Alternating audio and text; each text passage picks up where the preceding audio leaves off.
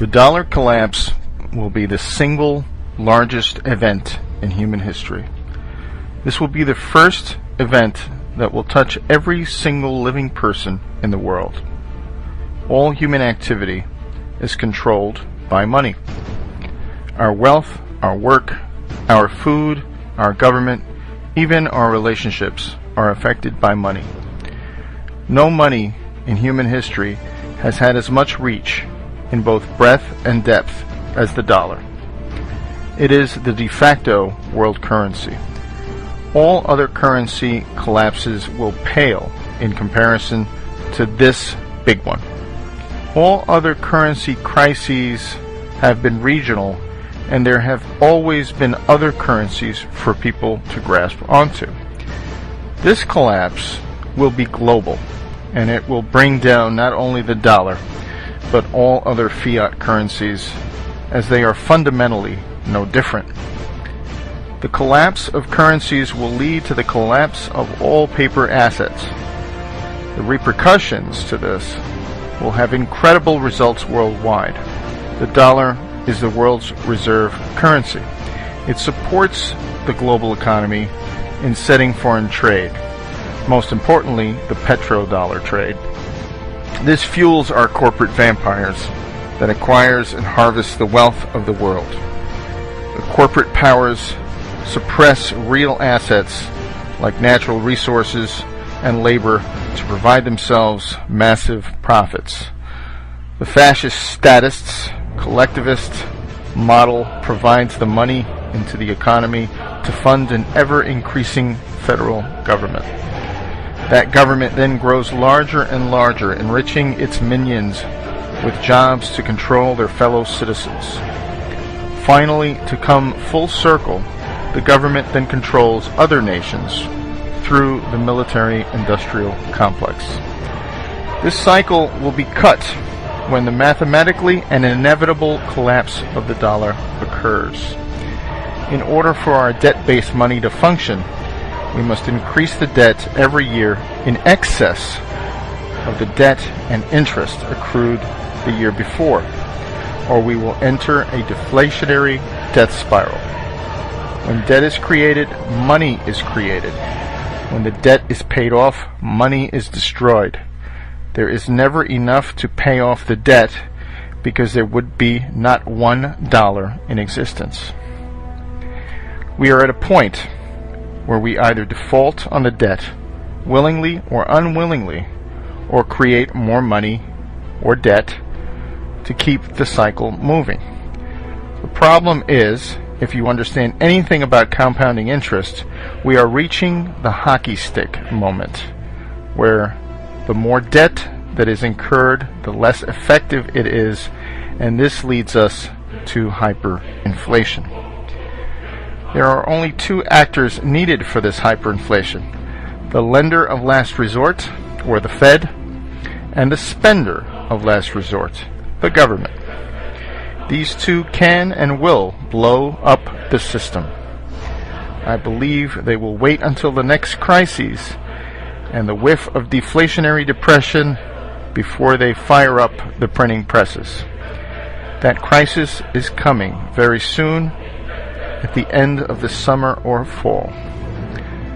The money and emergency measures are worn out. The fact that none of the underlying problems that caused the 2008 crisis have been resolved. The only thing that has happened is that instead of corporate problems, we now have national problems.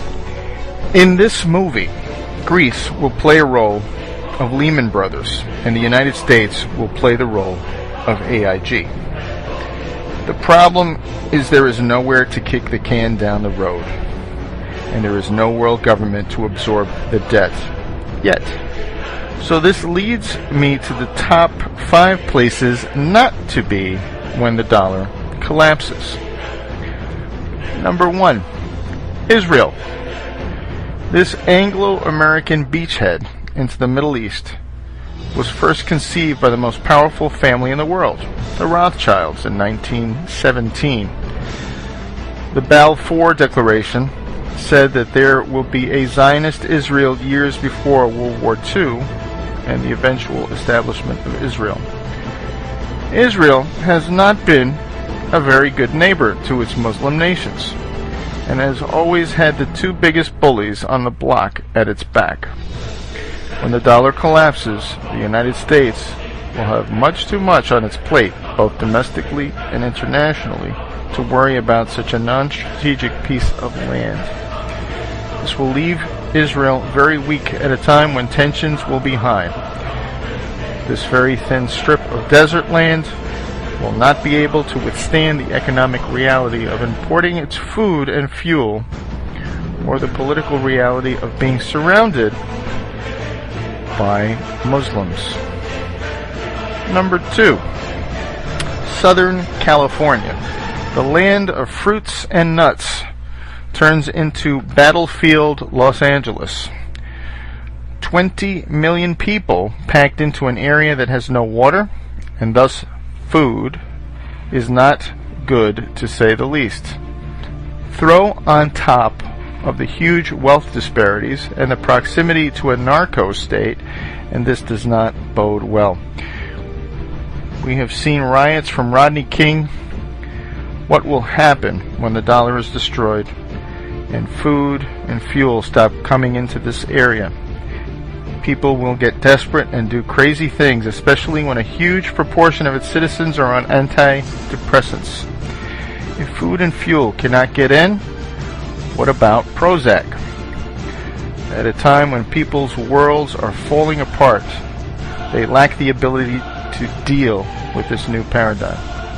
If people come off these drugs too fast, they will suffer psychotic breaks, and you will have thousands of shootings or suicides. Number 3. England. The land of the Big Brother and former empire of the worldwide slave and drug trade will suffer heavily. The stiff upper lip that the British elite ingrained into the sheeple will not work anymore as the British population explodes.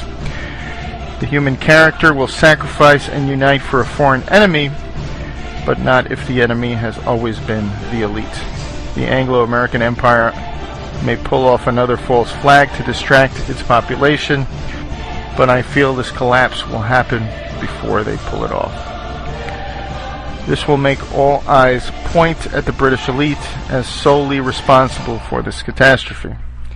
We have seen massive riots for soccer matches with hooligans. What will happen when this island with very little food and fuel gets cut off? Number 4.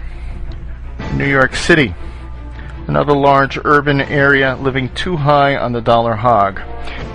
There is little doubt that all of the wealth in New York City, New Jersey, and Connecticut is derived off of Wall Street wealth. The savings and investments of the whole nation and much of the world flows through this financial capital. As the world wakes up to the massive financial fraud, this will lead to the destruction of capital like we have never seen before. This will have tremendous effects on the regional economy as people driving in Mercedes suddenly wonder where their next meal is coming from.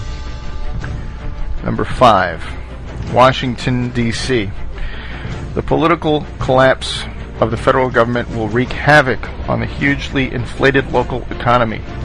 As more and more states find it necessary to assert their natural control, the federal government will suddenly lose power and importance as the whole world suffers from a global Hurricane Katrina.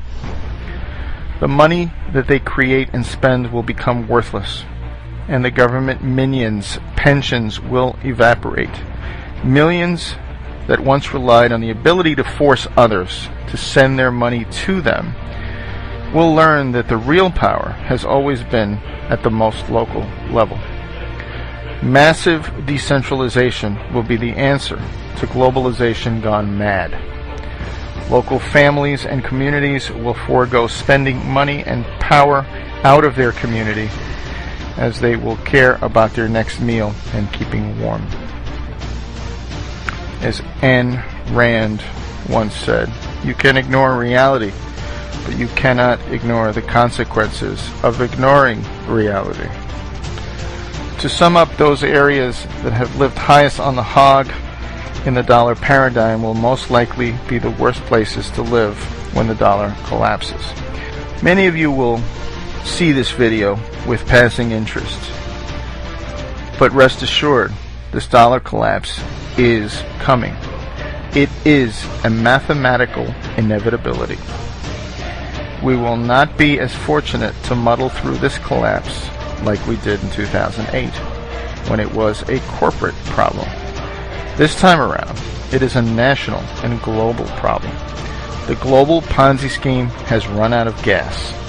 As the demographics decline, as cheap, abundant oil declines, as hegemonic power declines, this comes at a time when we reach the exponential or collapse phase of our money. The irresistible force paradox says, what happens when an unstoppable force meets an immovable object? We are about to find out when infinite money hits a very finite world.